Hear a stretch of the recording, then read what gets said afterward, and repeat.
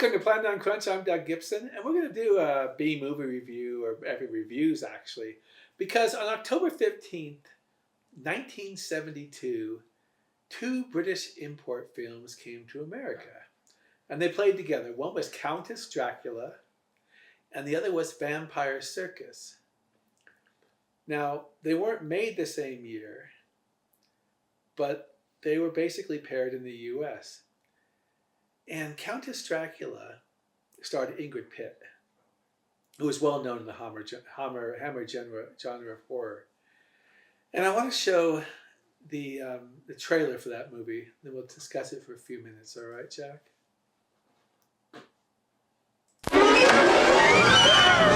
Julie! Mirror, mirror on the wall, who's the ugliest of them all? Mirror, mirror on the wall, who's the fairest of them all? Devil woman! Mirror, mirror on the wall, who's the most terrifying of them all? The Countess Dracula.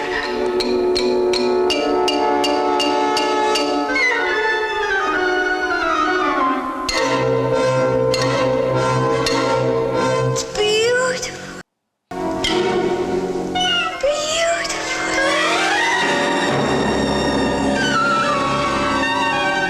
Have I changed so much? As a flower changes from bud to bloom, past recognition. There once was a countess young and fair, with tender skin and flaxen hair. Oh, Countess, how do you keep your looks?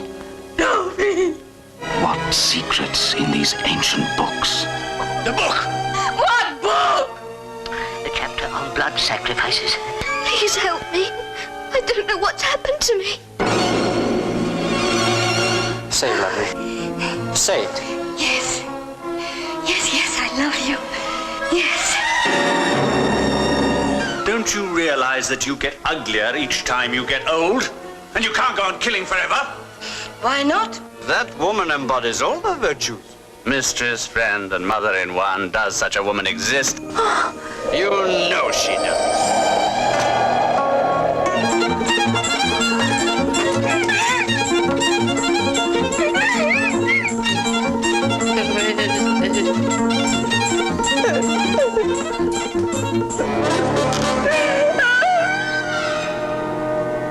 Do your lovers know how you cling to youth? Dare you tell them the dreadful truth? These walls could tell, but cannot speak, of the sudden cry, the muffled shriek. Dobie. Where is she? Look at me, Dobie. Look at me. And what will your daughter say? She arrives tomorrow, and she'll find you as young as she is. Hold me. No. Blood. Whose blood?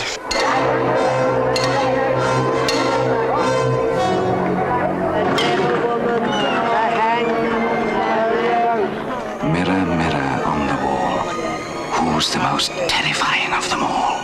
The Countess Dracula. Have I changed so much? I don't know what's happened to me. Blood. Whose blood? Devil woman. Okay, Jack, thank you.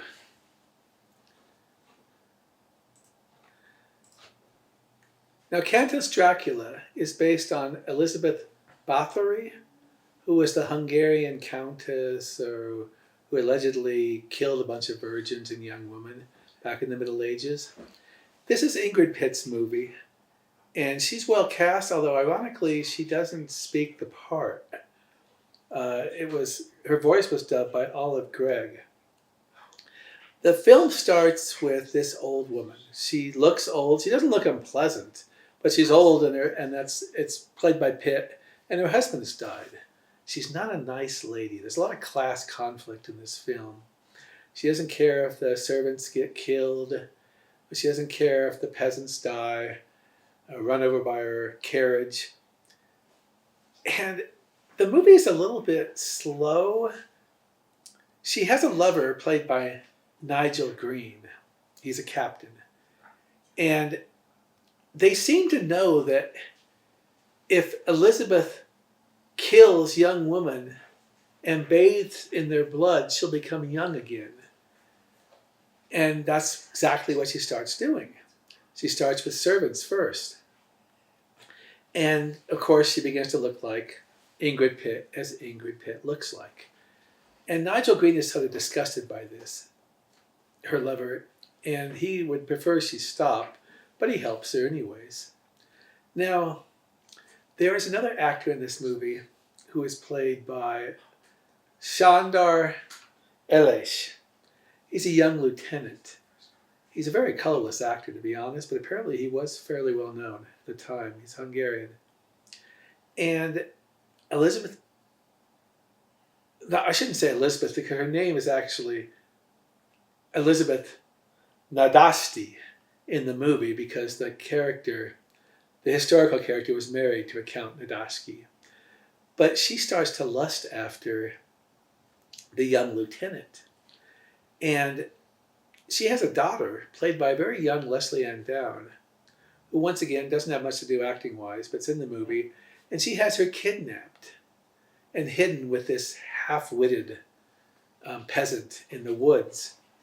And so Ingrid Pitt's character decides to pretend that she's the daughter, because this young lieutenant has not seen the old woman. Well, he's seen the old woman, but he's waiting for the young woman. So she convinces him, because due to her youthful, beautiful appearance, that she is the daughter. And they start a romance. This movie, believe it or not, is also a lot like The Leech Woman, which we did on Plan 9 Crunch, where you cannot stay young for a long time. It requires the same rejuvenating ingredients every time. And so, invariably, the Countess runs out of young women to kill and bathe in their blood. And there's a prostitute in this movie. Let me see, her name was Ziza, played by Andrea Lawrence, who, in order to keep staying young, they bring her in and kill her. But it doesn't work for the Countess, because the blood has to be the blood of a virgin. And so that's kind of a needless death. Well, none of the deaths, of course, are necessary, but there's criminal activity going on. There's a historian in the castle who's aware of this stuff too, and also a maid who are also aware of what's going on. And so the plot develops around trying to keep the Countess looking young for Lieutenant Imre Toth, who is the Hungarian actor Elish portrays. This is a bit of a slow movie with less horror than you'd think. And it also has nudity in it, but a lot less than the Hammer typical film of the early 70s. Can I digress for a second to say that both Countess Dracula and Vampire Circus are listed as PG movies.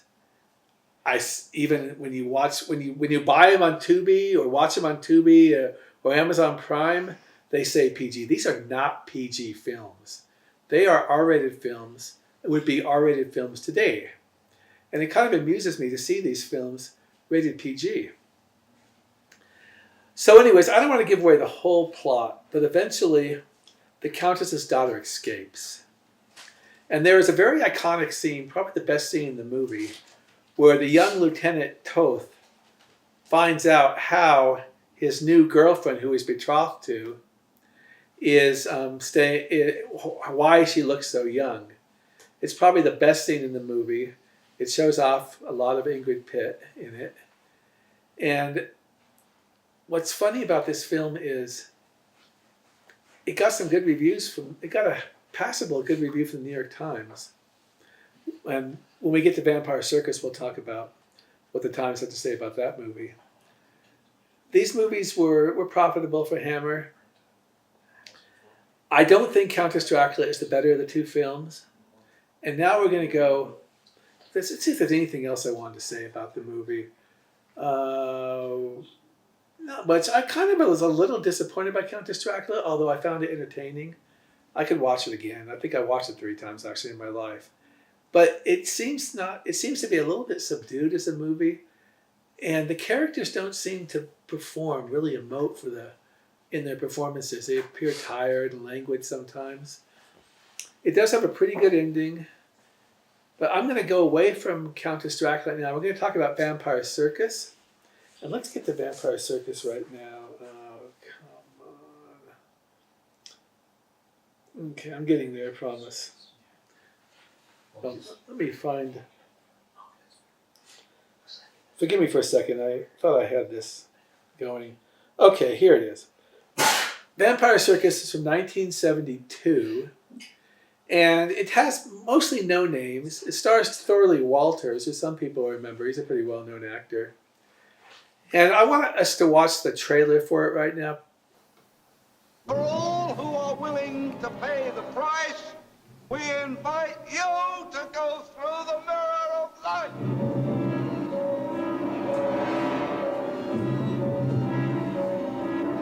Dora!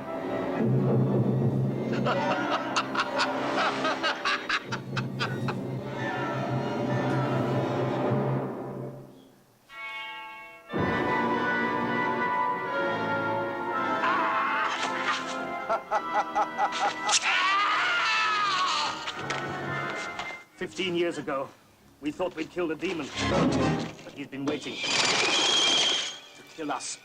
15 years, cousin Mitterhaus. But now we are here to free you, to give you life. But must they all die? All!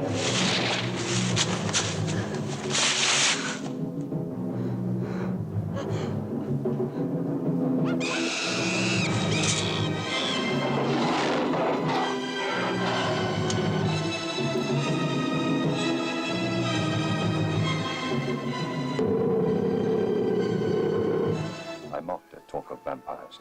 I was wrong. I've seen proof, terrifying proof. People have been killed in villages, killed by vampires. None of you will live. Your children will die to give me back my life.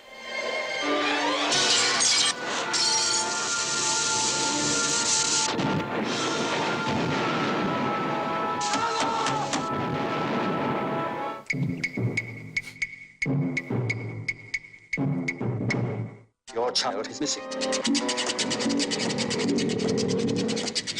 Your child is missing.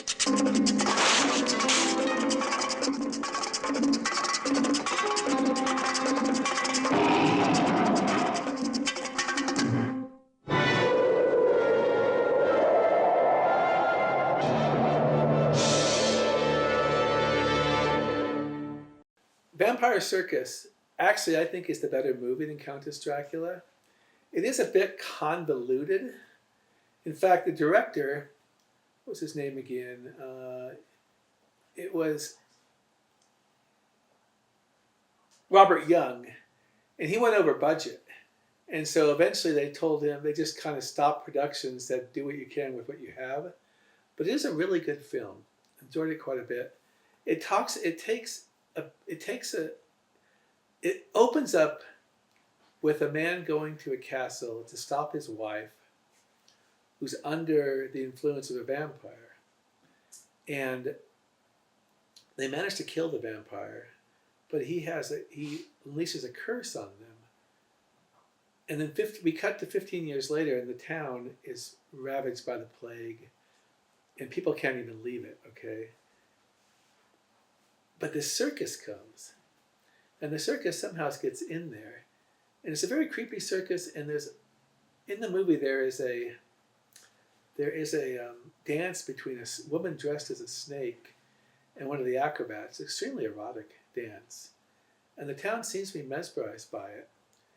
And they invite people to go into a house of mirrors. And some of the people who are there are the people that killed this count. And apparently the vampire circus are vampires, and one of those is a relative of the count that was killed. And like I said, the plot can be a bit convoluted, but the woman who was seduced by the vampire early in the film also is with this circus. And she's like a Romani woman, okay, who helps run it. And when they go in the House of Mirrors, they see their death. And so the attempt is to destroy the town including the husband who killed the vampire and also banished his wife, who was seduced by the vampire. There's just this movie has a lot of nudity in it, much more than Countess Dracula. Once again, it is considered rated PG. I put that in quotation marks.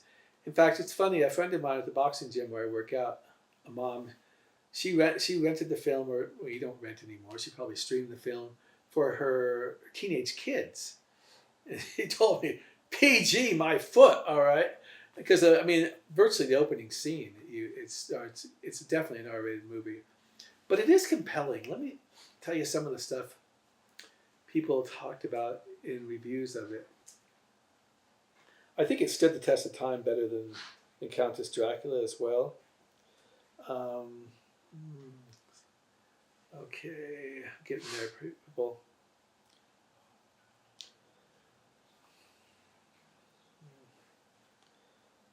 Yeah, Pop Matters called it one of the company's last great classics, writing erotic, grotesque, chilling, bloody, suspenseful, and loaded with doom and gloom atmosphere. This is the kind of experiment in terror that reinvigorates your love of the scary movie art form. Now, what I told you earlier with Countess Dracula, that they basically panned this movie in the New York Times. Howard Thompson, he didn't even give it a review. He simply wrote, "Wise horror fans will skip Vampire Circus and settle for Countess Dracula on the new double bill at the Forum. Both are Hammer Productions, England's Scream Factory, but the first was dealt a quick, careless anvil." And then he continued with semi-praise for Countess Dracula. I don't think Howard Thompson watched this movie, in my opinion. Remember, it's just my opinion. Because that sounds like a dismissive thing. Maybe he got tired after watching Countess Dracula. And the Los Angeles Times appreciated it. They called the film a true chiller with lots of real-looking teeth. Believable gore, and save for a very lurid ending, not for the kiddies. It had a lot of pace, a certain sense of subtlety, and a definite, consistent style. The scenes using a circus of vampires is very effective in this movie. And the tension builds very well as one by one, both the people who committed the original murder and their children are lured into the House of Mirrors, and some meet deaths. We eventually have two young people who form a romantic heroism, and then of course the man who originally stopped his wife. I know there's something about his wife that's interesting in the movie I don't want to tell you here. They have a very good climactic finish, which you don't see in Countess Dracula, of a very, very involved, exciting, suspenseful fight near the end for the climax. So, two movies you might want to enjoy. You could watch them 10 minutes after you watch this. They're on Tubi, they're on Amazon Prime. They're probably on YouTube too. And it's Countess Dracula and Vampire Circus. And they're good examples of Hammer films in the 70s when they sort of switched from, well, they didn't switch from cleavage. They went from cleavage to also showing breasts, to be honest, in these films. And my name is Doug Gibson. We're Plan 9 Crunch YouTube. Give us a subscribe there. You can like us at TikTok or Plan 9 Crunch Podcast and blog on Facebook. And you can see our blog or read our blog at plan9crunch.com. So thank you very much, and that's a wrap.